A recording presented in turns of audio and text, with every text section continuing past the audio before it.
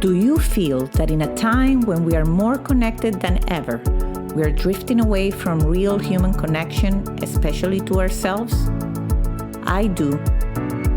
Hi, I'm Leticia Latino, and I want to invite you to join me and my very inspiring guests in exploring ways to reconnect to your essence, to your definite purpose, to what makes you tick. Are you ready?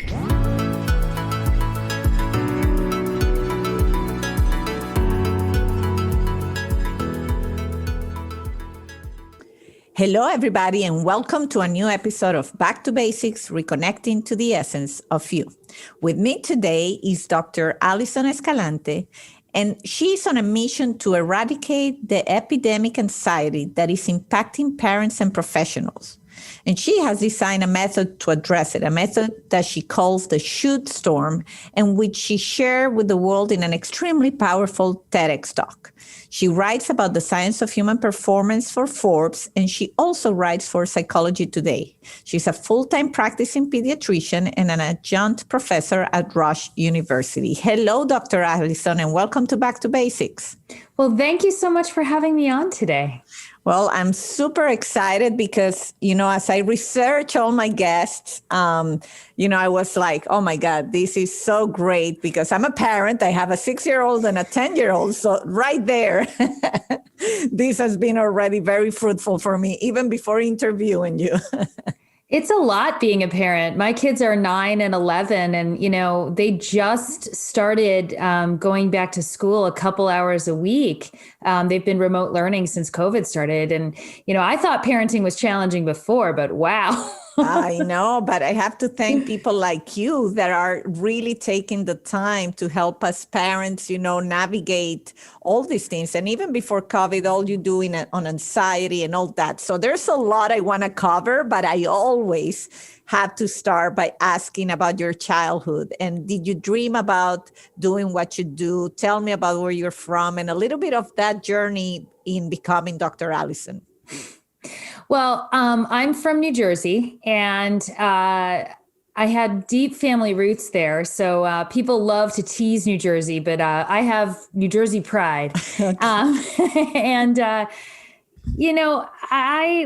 I thought about how to answer that question because when you ask, well, what did you dream of being? Well, I wanted to be an astronaut on the weekends. And during the week, I wanted to be a teacher, and I also wanted to write fiction. Wow. Let me stop it right there. That must be the best answer to that question up to date, I have to tell you. An astronaut for the weekend. I love that. Obviously, that's not really how it works, but that was my goal. I was going to do a little bit of all of it. I love it. And that's so, and your passions and your personality. Do you think that, whatever happened later, like I'm going to become a doctor, I'm going to be a pediatrician. Is there a link there that you link to your childhood? I mean, I think so. I think I grew up with 2 younger brothers. I was the big sister, and when I was before I entered 6th grade, we moved to a town where in our neighborhood, it was almost all boys. So I pretty much just was like the big sister of a whole gang of boys. And we used to have adventures because the town was at the foothill of the mountains. And so there were woods and, occasionally you'd have lots of deer and gophers in the backyard and all sorts of critters. And every once in a while, a black bear would wander through. Oh boy. But there was like a stream where we would, play with the guppies. And I don't know. I think that it kind of put me in that sort of Wendy and Peter Pan role, I was just kind of thinking about like, well, what do these guys need? And, I see. Yeah. That's great. Well, I am like you. I had an older brother, and although I was the younger sister, but always surrounded by boys. I think it's good. It makes a woman more resilient when you have that kind of environment growing up. Yeah, I think, for one thing, I learned how to do boy conflict, which is very direct, and then it's over when it's over. And I loved roughhousing and stuff, but I think one of the things that really helped me was that, just when you grow up and you eventually become interested in pairing off, and so many of my friends would try so hard to understand these guys and understand how they think. And they were always overcomplicating it. I'm like, no, like they're very straightforward, these guys, and, it seems like I've just been training all in my life because I've got two boys. And so it's like I was in training to be a boy mom, all along. And so some parents, I think, are very shocked when boys start wrestling in the middle of the living room. But to me, that's quite normal. Yeah. No, I have a boy and a girl, and I've said it on the show before, but I told my husband it has helped us being a better marriage, having a boy and a girl, because we see things in our kids that is just their software. Like I see my daughter, she's 6 and she helps me set the table without me asking. It's just somehow it's there and she wants to help. She wants to nurture the brother. She goes and she gets a cookie for her. She takes one for Christian, without anybody saying. And then my son, if I dress up for work, I say, hey, how does mommy look? Fine. So right. I used to get upset at my husband, but now I see it. He's being a boy. That would be very useful. I until recently was the only girl in my home, and my husband grew up with a brother. So I've always been a little bit of a mystery to him. But now we have a female puppy, so at least I'm not the only girl in the house. Well, if you're still having in you, I have to say, I always say I don't mind having two boys, and I kind of wanted the second one to be a boy, and we never knew the gender before the birth. We waited on both occasions, and every time people say, oh, you get the couple, and I don't know, I always resisted and rejected that. And now that I have the little girl, I have to say there is something there. There's a special bond with mommy that I could never imagine existed. I don't know. It's just very interesting. But so this, you see, I can feel that we can talk for hours. So you became a pediatrician you would say you follow your passion to become a pediatrician? Yeah. I mean, I think, you could look at like teacher and astronaut and say, well, how does that link? But I think it starts to make sense, actually, because in my undergraduate years, I studied medieval cultural history and the history of ideas. So like it all hangs together because I've always been really interested in how we work and like what makes us human. And studying history, and especially studying how ideas and culture shape the way we live and how we think of ourselves, was just very enlightening. But I was also always good at science. And I really wanted to do something to help people right now, not just, studying the past. So I ended up in medical school. And I didn't have any doctors in the family. So it was just sort of like almost a surprise to be, I guess I'm in medical school now. Not that I didn't work for it, but, I just had been very unsure of what I wanted to do because I was interested in a lot of things. But in the end, once I was a pediatrician, it just suddenly all that stuff that I'd thought about before like showed up for me, because I realized that parents were really struggling. I kept looking for the book that they needed, and I couldn't find it. And I started to notice this pattern. And one of the patterns was that there's a ton of parenting advice out there. And at that time, most of the advice tended to blame the parents. Like, you have to do it this way, or your kid's not going to turn out okay. And it's going to be your fault no matter what. And that really irked me, because most parents I knew were doing the best they could with what they knew, right? And people come into parenting with different levels of skills. And some parents who try to do well by their kids weren't parented very well themselves, right? And they're doing the best we can. And then I started to realize maybe the problem wasn't finding the right parenting advice. Maybe the problem was that we all needed to back off on parents. So all of a sudden, now I'm looking at culture. I'm looking at ideas. I'm looking at how ideas about who we are shape how we think of ourselves and our kids. And I'm realizing all that stuff I studied at Princeton as an undergraduate about ideas was right there. And this is the culture of criticism. This is the culture of anxiety. This is the culture that tells parents you have to optimize your child's development or they're going to be screwed up.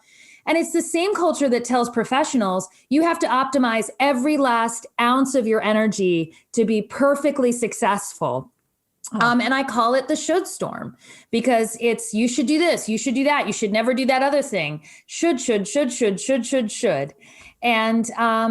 And it's so distracting and it's so powerful that we lose touch with ourselves.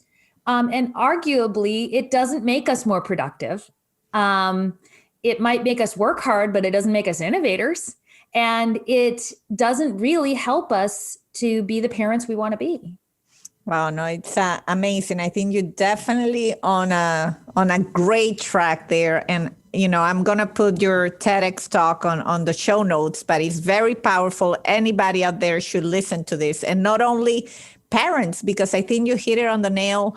Recently, I got my husband to start like a meditation. Like I got into mindfulness meditation, and I know you've spoken about this on your TEDx talk during COVID, like at the very beginning of the pandemic. I've always kind of entertained meditation, and I'm a spiritual person, so I do some sort of that, something like that. But I took up on like, okay, I want to do this more because I recognize that the mental well-being, I've said it before, like the first time I officially felt overwhelmed in my entire life, because I'm a very energetic person, was at the beginning of the pandemic when I had to do the online learning with my kids and still run a company and run the house and feed everybody and clean the house and everything basically. And I was overwhelmed. And so I decided to take on mindfulness meditation, and it really helped me, like just those 15 minutes to reset the mindset. But then my husband was up to do it. And recently we were doing a Pema Chodron retreat online that is going there. And he got an answer, you know, he got the opportunity to ask her something. And he was struggling with productivity, exactly what you said. Like he said, I'm an engineer. I never done meditation. And I'm struggling with when I'm trying to shut everything down. I have this chip of you should be doing this. You should be to be more productive, which is exactly what you just said.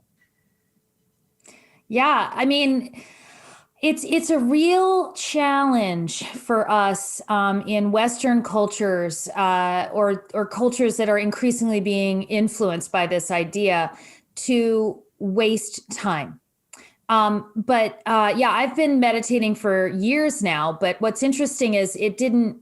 That was like a shift from the way I grew up. You know, I remember one time when I was a kid, I was kind of like a nerdy student, and I did very well in school. But I also pushed myself too hard all the time. And I had teachers that I think were trying to inspire me, but nobody ever said to me, "Relax a little, honey." Everybody said, "Go for it. You're going to be this. You got to do this." And I think they were trying to encourage me, but all I ever felt was I didn't know how to relax at all. And so one day I remember asking my dad in high school toward the end, I was so exhausted. I'd been working so hard. And I said, Dad, like, can I take a break? Like, when do you, can I just do good enough, right? And he looked at me, and I think he, again, was just well-meaning, trying to be supportive, but he said, yeah, you know, you've got to know when to push and when to relax. Mm-hmm. And then he, you know, went upstairs, and I'm like, okay, I'm going to keep pushing because what I needed was for him to say, honey, go to bed. Like, you know, it's okay. It's okay. It's good enough. Right. But that just wasn't a concept for me. And so, you know, and I think that's very, very common for a lot of us. It's certainly the way women doctors are. And you have to, at some point, face your limits. And especially being a physician, the career will always eventually drive you against the wall of your limits because of the way, I mean, we are one of the careers where we're the ultimate like push all the time, right? Yes. And, you know, you during training, like it was normal to, I can't tell you how many times I worked as a training or in my pediatric practice in my first couple of years, sicker than my patients, right? It was normal. And so like, I remember one time having a fever of 103 and seeing patients and the parents worried because their child maybe had like some sniffles. And I'm like dying and my back aches and I'm sweating and I have a fever, but it never occurred to me to stay home. And there would have been no support from my colleagues to stay home. Yeah. Shout out to my current group. We don't come to work sick at my current group. So that's pretty great. That's good. I think you're right in terms of the cultural shift. In my case, my parents are Italian. My husband is Dutch. So we spend our summers in Europe. That's one of the things that we struggle the most. And we've been in the States for 25 years and we love this country. But one of the things that scares us the most is that people here don't know how to step aside. You know, when you're on vacation, it's time to relax, like we're super hard workers. But when it's time to relax in Europe, they relax. You know, they take long vacations, they take long lunch, and never is it, productivity linked to how long are you in front of your computer or doing email. And that's really our biggest challenge, even as parents, because we see it already with my 10-year-old, when he gets a grade that is not great for him, something happened, and he is so hard on himself. Yeah. That it scares me because he feels like the world is falling. And we, the parents, tell him, hey, it's just a grade, no problem. And he doesn't relax. So I'm scared sometimes about the society and the culture you are living in and how it impacts you. Yeah, it really does. But I think that there's a longing right now in American culture to learn how to relax. Like there's a real desire there. And it's really hard, right? Like when you have mothers and, yet mothers of young children, they really don't take care of themselves. And part of it is young children are exhausting and there's barely any energy. But in order to convince a mother of young children that she needs to take care of herself, it is very hard to convince them if I say, you matter. You're important. Please take care of yourself. That's not going to work. I have to tell her, if you don't take care of yourself, you're not going to be able to do this for your child. So think of this as a loving thing you do to invest in your child by taking care of yourself, right? It's got to be about that. And it's the same thing with productivity. I write articles showing people how mind wandering or relaxing time where you're not doing anything is crucial for productivity, right? But how much more healthy would it be if we could just say, it's good to enjoy life. It's good to take a long lunch sometime. It's good to spend time with friends like you might do in your European time, and that's just not something that we grasp very easily. We may say the words, but it's really challenging. And it's hard because even when people want to do that, the culture pushes against it. And so it's like a salmon swimming up against the current, to try to get over the waterfall. And that's not very relaxing, right? Like I have to work really hard to fight the culture to relax and, but yes, mindfulness, I'm a big fan.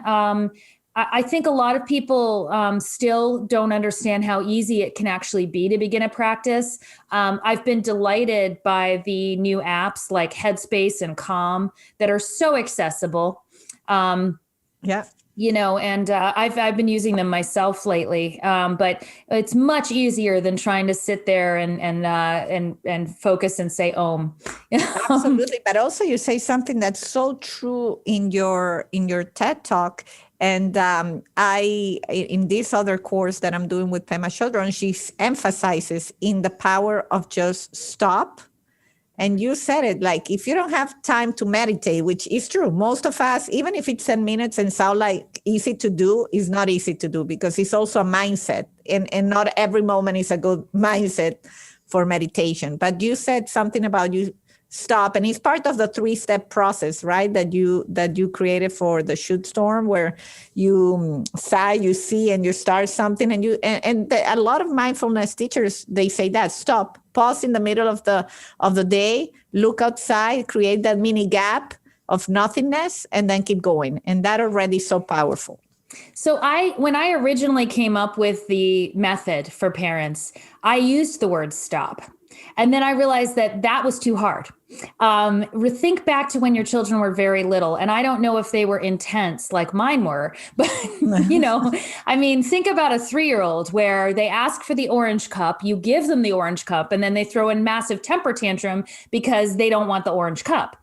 These are irrational little humans. And especially in households where, well, I want to say something here, though, because I was going to say, especially in households where both parents work, there's this constant rush to it.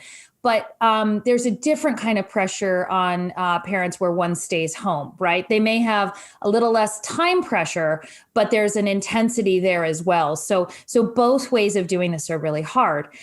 So remembering to stop when your kid is freaking out, it doesn't work. And so I moved it to just 3 steps, which is sigh, see, and start. Now, sigh is great. Parents tell me all the time, well, I sigh at my kids anyway. That's perfect. I can do that, right? And so, but sighing is really powerful because sighing is a built-in biological function. Like we do it on purpose, and we do it because it actually turns on what's called the ventral vagal nerve. And that's the nerve that tells our whole body and brain, it's okay. You can connect with other people. And so that's our calm and connected social nervous system that gets turned on. Now, one sigh might not do it under pressure, but it's a start. And sighing is really important because there's so much focus on breathing activities. But the key thing that makes a difference is breathing out slowly. This is what sends a message to your nervous system that you're actually safe. And if you think that doesn't make sense, think back to how you really felt when your kid was throwing stuff around. It's hard to imagine people feeling threatened by a 3-year-old, but actually, when parents talk very frankly with each other, that's exactly how we feel. Yeah. I mean, we feel overwhelmed. We feel threatened. We feel our, especially mothers will often feel that our worth is threatened because if my kid acts up, then I'm not a good mother, right? So we move out of that fight or flight or that threat response that our kid turns on. And instead of yelling at them or spanking them, we sigh.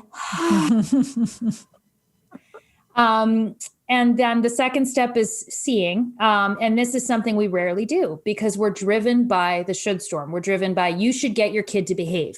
You should not have a kid who throws a temper tantrum over a cup. And so, and then when we do that, we're not looking at our child. We're not looking at the situation. We're just reacting.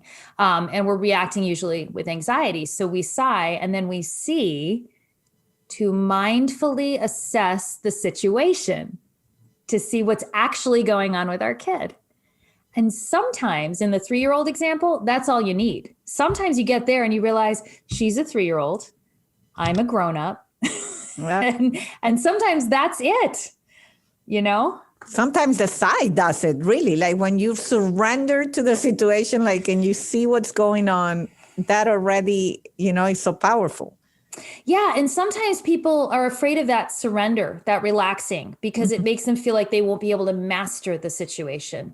But we both know from practicing mindfulness for a while, that's not the case at all. It's actually in that relaxing and accepting the situation as it is that we actually are able to find our best solutions. We're able to find our leadership, right? And that's when you start. And I love start. That's my favorite. That's what's really unique about this. And it's what mindfulness teachers, I think I'm kind of unique in teaching this, which is you just start trying something, right? Once you've sighed and connected with yourself, you've seen your child, you start trying something that you think might be appropriate. And sometimes that's doing nothing. Sometimes it's doing something. Sometimes it's doing absolutely the wrong thing. And that's where it gets really fun. Because as soon as you do something wrong, you're going to trigger the ShouldStorm. You're going to say, oh, I should have done it that way. I'm a lousy parent, right? But if you can, we both know what to do if you feel a should. Every time you feel a should, you sigh, see, and start again. And so it suddenly turns everything on its head because now we're approaching our children in this active learning, active experimenting that starts with connection. And it is remarkable. Honestly, I've been shocked by how quickly parents tell me about turnarounds in their household, changes in the whole tone of the family. I'm not saying it solves everything, but it gets us in the frame where we can really, be better parents. And it gets us in the frame where if we know about other techniques, or, even you're working, say your child's really struggling, you're working with a therapist. If you see and start, you're going to be a lot more likely to apply what they're teaching you. Yeah, no, absolutely. And that's why I love your TEDx talk. You said something that really resonated with me, which is get curious about what you're seeing. Because inherently, that's kind of what I've always done. And in my family, my parents are Sicilian, so there's a lot of shoots in that background. And it's been a journey to just question the shoots and be curious about why am I doing this? Am I doing this because my mom used to do it, or what's my motivation behind this? And that has helped so much. And that curiosity, even on every guest that I've invited here, that, has pursued a passion, has shared that curiosity, has been one of the key factors to their, success or journey or whatever validated in their lives. Well, and that's part of my secret plan, because if you study positive psychology and the science of happiness, curiosity is one of the things that make us happier in life. So if I can help shift parents out of anxiety into curiosity and connection, right, they're going to be a lot happier, and then the kids are going to be happier. And it's also what I loved what you said about curiosity, because the other thing is to get curious then about what you just tried, right? Get curious about what's working and what's not, and what used to work and now it's not, and what's going on there. And then what I love too about developing curiosity toward your kids is that as they get older, it becomes a much more natural transition into working with them, into collaborating. And if you stay curious about your kids, you're much less likely to miss it as they grow and develop new capabilities. So these days, it's pretty fantastic, because a lot of the times my kids solve our problems. I ask them like, hey, what do you think this is the challenge we're having. What do you think a good strategy would be here? And the kids will make proposals, and a lot of times we'll negotiate and decide what we want to try, I love it. I love it. I approach it kind of the same way. When I don't know which way to go, I ask for their advice. And it's so funny, because when they give me advice, and I was invited to co-author a book and I wasn't sure. And so I asked Christian, and then he gave me this whole kind of reasoning. I did it. And now he always tells me, you see, I advise you to do it. Like, he feels so happy with that, the help he provided. I love that. I also think it's so cute when they provide advice. My 9-year-old yesterday was like, Mom, make sure to wash your hands right away after making eggs, because if you don't, you could get salmonella. I love it. That's great. But now, since I have you here, before I give you an open microphone to share anything more inspiring of all the amazing things you're working, I want to take advantage, because you talked about anxiety, and I know you've written articles about COVID and how to deal with it. I personally have several friends of mine that are struggling with severe anxiety over sending their kids back to school. So there's some kids that, are not going to school, even if their school is open. And I personally am sending my kids. I also struggle with the decision. I think it's one of the most difficult decisions I've ever had to make in my life. But so far, they've been going there for several months and all has been good. But I understand parents that say, I don't want to send them. And so there's kids that for a year have been home. And so I just want your take on that and your own vision about the whole school thing in COVID time. I think this is a conversation I have pretty much every day in my office with my families that I care for. And I'm really honored where I live to take care of a very multicultural and really multi-international group of people. So many families that I care for are, working here, but they're relatively recent immigrants. from other countries. But I also happen to take care of a pretty educated, highly educated population. So it's been very interesting. And so my attitude has been this: people come to this, just like everything else in life, they come to this with different experiences, with different things they've seen, and different things that are, I think the pandemic has made us all look at, like, what are my make or break issues? What are the things that are critical? And I think many parents that choose to send their kids back to school, it's the social development feels critical, right? Or the in-person learning feels critical. And for other parents, it's keeping my child safe from this dangerous disease is the breaking point issue. And I don't think either choice is wrong. I think both are right choices. And so my comment about multicultural is just that many of the families I care for have come from countries that have faced very serious disease and infectious disease in a way that we've really had a luxury not to have to deal with it in the US. And these are very, very often the families who are keeping their kids home full time.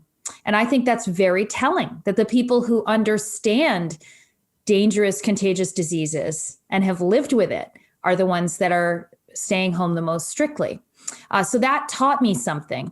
My husband and I struggled terribly over this. I think our school district in the end made it easy for us because they were one of the last to go back to a hybrid model. They've just started that. And that gave me time to watch the numbers and watch the statistics. So basically at this point, it looks like schools are one of the safest environments during COVID, particularly the schools that actually follow the CDC guidelines of wearing masks full time and attempting to distance the kids. There has been very little, it's not zero, but there's been very little spread of COVID in that setting. And so that has given me the confidence to, send my kids back to hybrid. But my message is very simply one of support. Whatever people are deciding for their kids right now is okay.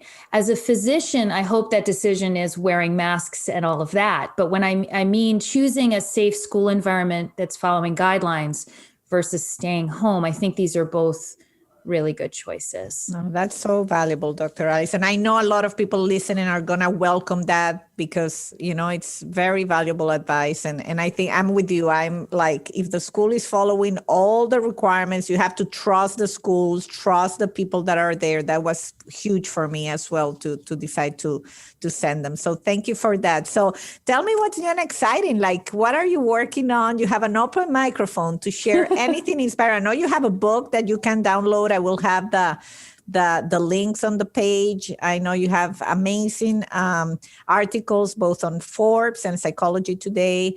You're a writer. Obviously, you're an excellent writer. So definitely you work out that passion of yours into all you're doing. Yeah. And, one thing I just want to throw out there is all the resources on my website are free. So there's also a free email parenting course for parents who are looking to dive a little deeper into, what I call Should Free Parenting.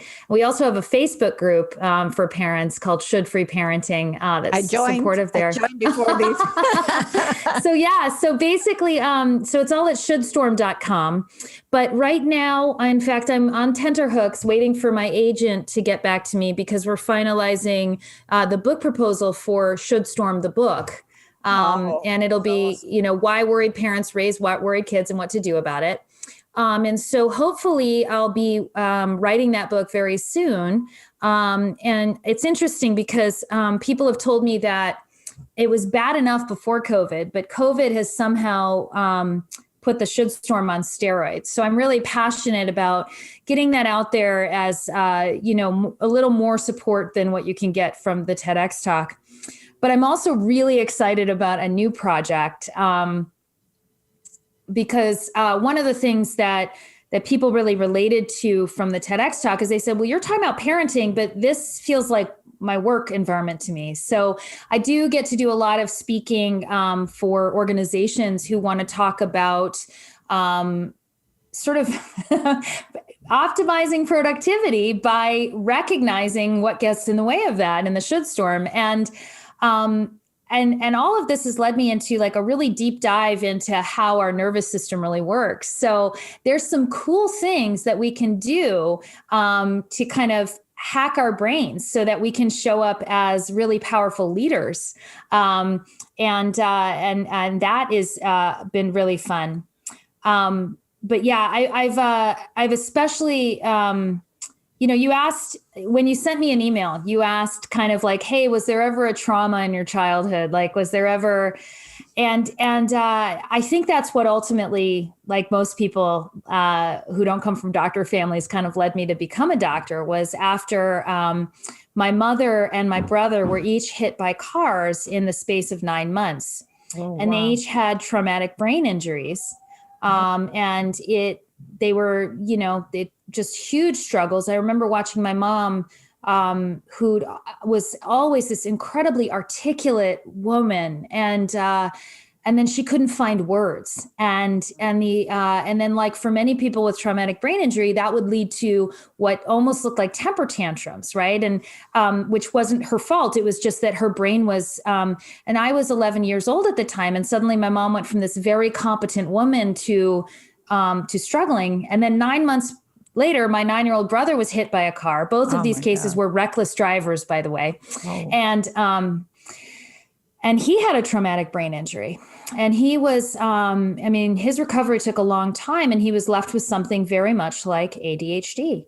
And, I think that there came like a desire for healing, a desire for understanding, and maybe like a little fire in my belly about justice, right? That like we need to support people with challenges. We need to not label them,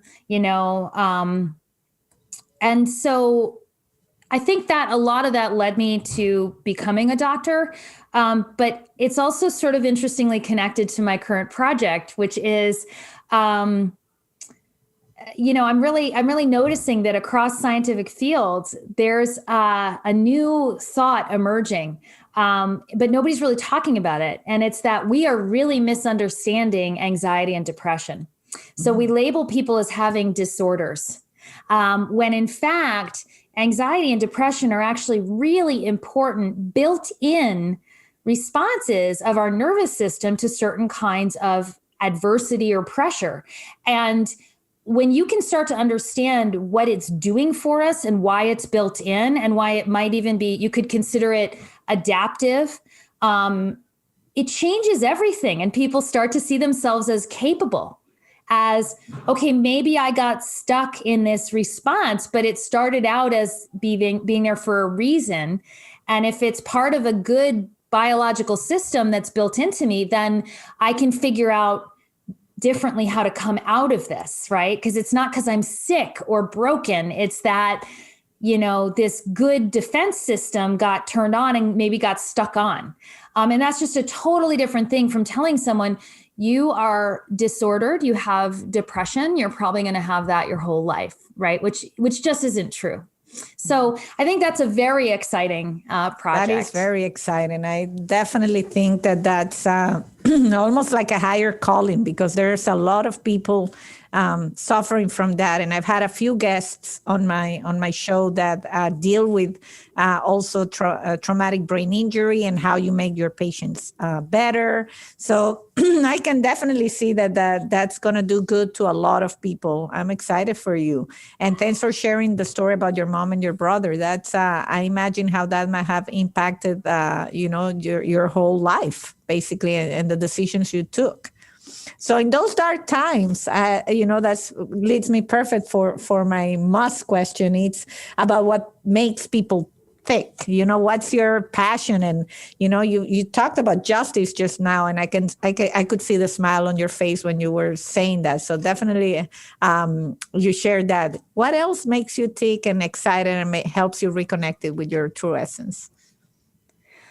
Oh, I mean, I can't help it. I love ideas, and I love talking with people about ideas.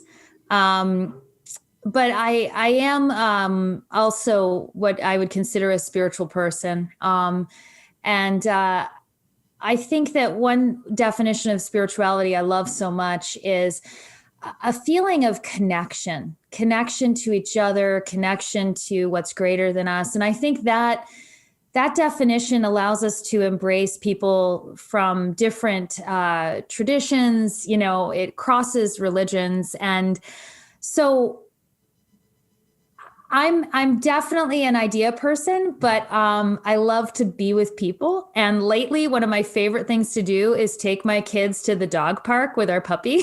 And it's one of the only things to do that's safe right now. And I'm in Illinois where it's cold and snowy. And it's remarkable because you watch all these dogs playing and they're just pure joy. They're pure joy. And then very often you'll see the puppies wrestling on the ground. And before you know it, my boys are wrestling with each other on the ground.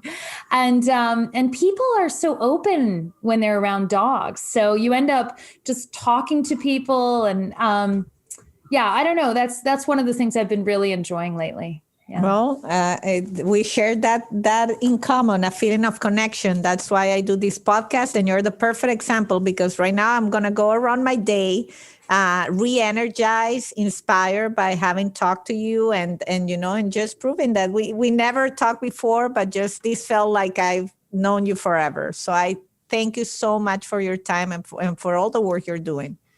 Well, I feel the same way. I was pretty tired today. I didn't sleep well last night, and now I'm feeling really energized and ready to do the rest of my day. Then I'm happy we both could provide that to each other, and we're taping this on a Monday, so we probably both needed that extra push. But I will share all your information, and obviously as a mom of 2 young kids, I'm going to follow into your steps of your teachings, learnings, and discoveries. So thank you so much. Thank you so much for having me on. I really appreciate it. Thank you. You've been listening to Back to Basics. You can follow us on Instagram and Facebook. If you haven't yet, subscribe, rate, and review this podcast on Apple Podcast or any of your favorite streaming platforms. This is the best gift you can give us. Join me next week for another Back to Basics conversation. And if you want to find out about other exciting things I'm working on, visit LeticiaLatino.com. Thank you, and until the next time.